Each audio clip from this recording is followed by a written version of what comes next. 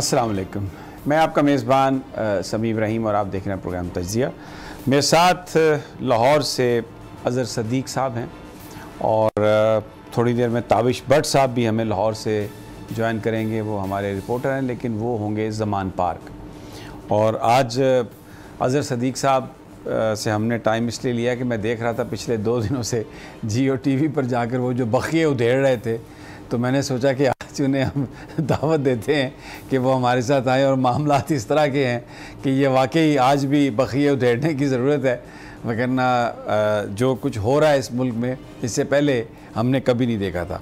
अज़हर साहब, सबसे पहले तो मैं आज जो अब रिपोर्ट जमा हुई है इलेक्शन कमीशन की, उसमें उससे पहले मीटिंग्स का भी है कि हमारी जो एजेंसीज़ के लोग हैं उन्होंने एक बाकायदा ब्रीफिंग दी जाके और जज साहब को कि सिक्योरिटी के हवाले से क्या सिचुएशन है। अब वो क्या ब्रीफिंग थी, उसका क्या आउटकम है, वो अभी हम इंतज़ार कर रहे हैं कि लेट्स सी के जो ऑर्डर आता है सुप्रीम कोर्ट से उससे हमें पता चलेगा। लेकिन इलेक्शन कमीशन फिर अड़ा हुआ है। अपनी जो बात उन्होंने दी है कि जी फंड्स तो नहीं मिले, लेकिन साथ फिर यही कि अगर 8 अक्टूबर से पहले इलेक्शन हुए तो अनारकी फैलेगी।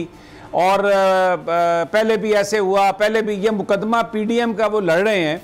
तो ये क्या है इनका? ये मतलब मैं जैसे हम आपस में गुफ्तगू करते हो कहते हैं कि भाई तुसी मामे लगते हो, आपको ऑर्डर दिया कि पैसे मिले तो आगे बता दें कि पैसे मिल गए, और आप ये कह के गए कि हमें अगर पैसे मिल गए तो हम इलेक्शन करा देंगे। लेकिन अब फिर वही पुरानी पख पे आ गए हैं, 8 अक्टूबर वाली, और अनारकी फैलेगी, 70 और 70 ये हुआ। ये तो इटसेल्फ जो वो बार बार सुप्रीम कोर्ट के फैसले के बाद जो ये बात करते हैं, तो ये तो एक उनको चिढ़ाने वाली बात है।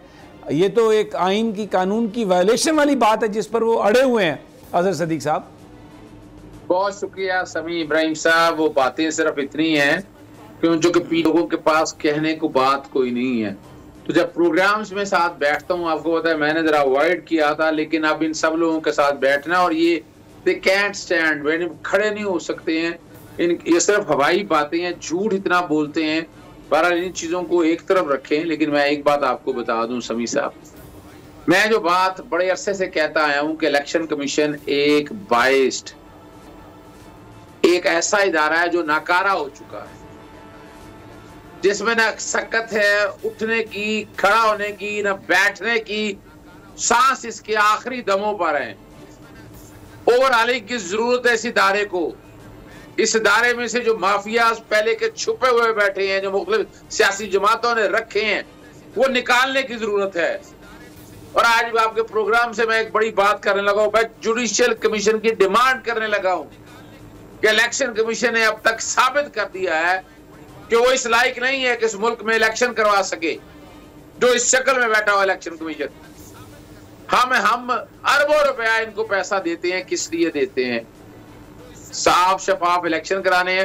एक ही तो काम करना है उसने। भाई अगर नहीं कर सकते घरों में जाकर बैठो, क्यों यहां बैठे हुए हो तुम लोग? मुश्किल से मुश्किल, यानी मैं एक बात कर रहा हूं, एक फौजी है, फौजी का काम जंग लड़ना है तो जंग तो हर हालत में लड़ेगा वो। मैं एक सिविलियन हूं, मैं सिविलियन में जो जिम्मे काम है मैंने वो काम कर रहे हैं। दिन हो, रात हो, तूफान हो, बारिश हो, जल्जला आ जाए, यहां पर अदालतें, आपको पता है, खुल के बातें हुई, जंग व जदल जारी हो, मगर अदालतें इंसाफ हो रही हो तो कुछ नहीं हो सकता। ये रिकॉर्ड की चीजें हैं।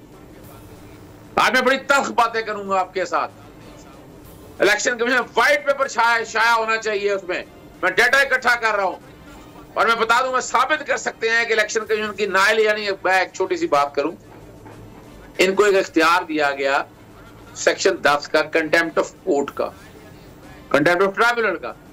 अच्छा, वो किस लिए दिया गया था? अच्छा, क्या किया इन्होंने? मां सिवाय पीटीआई, इमरान खान, उनको कंटेम्प्ट में नोटिस, कंटेम्प्ट। अल्टीमेटली फिर हमें चैलेंज करना पड़ा, ओ भैया तुम अदालत नहीं हो, तुम ट्राइब्यूनल नहीं हो, तुम कोर्ट नहीं हो। वो इख्तियार किस लिए दिया गया था? आप समझिएगा बात को। मैं बारी बारी आपको आज सारी बातें बताऊंगा, सारी हकीकत बताऊंगा आपको। मैं मिसाल के तौर पर अगर आप छोटी सी बात को यूं उठाकर देखें, सुप्रीम कोर्ट ने इलेक्शन करवाने का कहा, और फिर देखें जब आईने पाकिस्तान बना 1973, ये मेरे हाथ में किताब में अक्सर पास रखता हूं अपने, 220 आर्टिकल है, और 220 आर्टिकल अगर आप खोल के देखें तो आपको अंदाजा होगा है क्या। इतने बड़े इख्तियारात ये क्यों दिए इलेक्शन को? आपके मुल्क ने आगे चलना है, प्रियम्बल पढ़ लें, जो दिबाचा है आइन का, और आइन के दिबाचे में आम आदमी के लिए वो समझ आ जाएगी। और जब सुनिएगा क्या है, मैं पहला लफ्ज छोड़ रहा हूं, जहां सॉवरेनिटी अल्लाह ऑलमाइटी अल्लाह के हवाले से है, whereas it is the will of the people of Pakistan to establish an order। ये विल है उनकी, क्या है?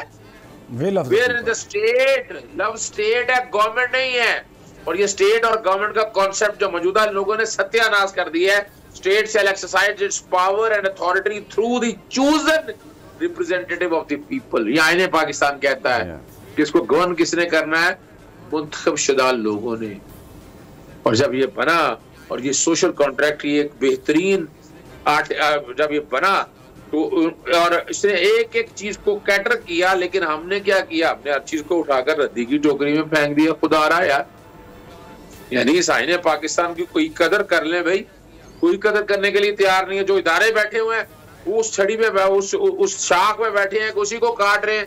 जरा लफ्ज सुनिएगा, executive authorities to assist commission।